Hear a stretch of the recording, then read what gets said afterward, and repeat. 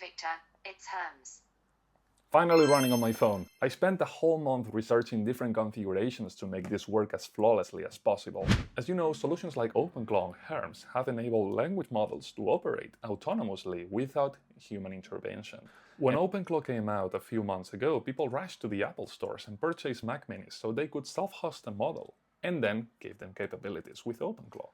But the thing is, you can also use the API for light tasks, and of course there are privacy considerations on doing that, but it opens a whole world because you don't really suddenly need the hardware to run a model yourself, which means that you can basically install the OpenClaw Linux package in any Linux system, including your phone. For this experiment, I have used Termax. Termax allows you to access the underlying Linux kernel in your Android phone and then expose a shell that you can use without having root.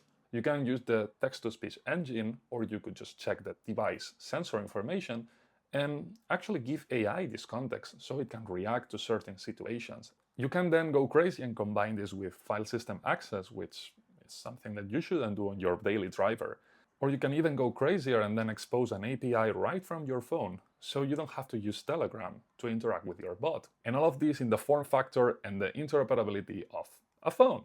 And honestly, I think it's a pretty cool idea and opens a whole world of experimentation because it allows you to run AI capabilities on pretty much any Android device with an internet connection and minimum requirements. In my case, I can't wait for my Anbernic console to come because it's running Android under the hood, and I'm definitely going to try what's possible with that. So the bottom line for me is that in the current state of things, you have access to Android in a lot of different form factors and shapes, and now, if you happen to have a powerful node and you're doing the inference by yourself, you can even expose an API so that these low-power devices can call it. I'm starting to see a bunch of devices calling language APIs, and one, for example, is the ESP32, which you probably know if you like to tinker about hardware.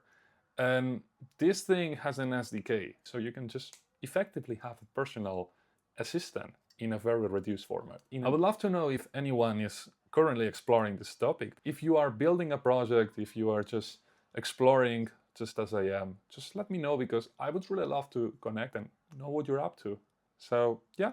Thanks for watching, and let's see you on the next video.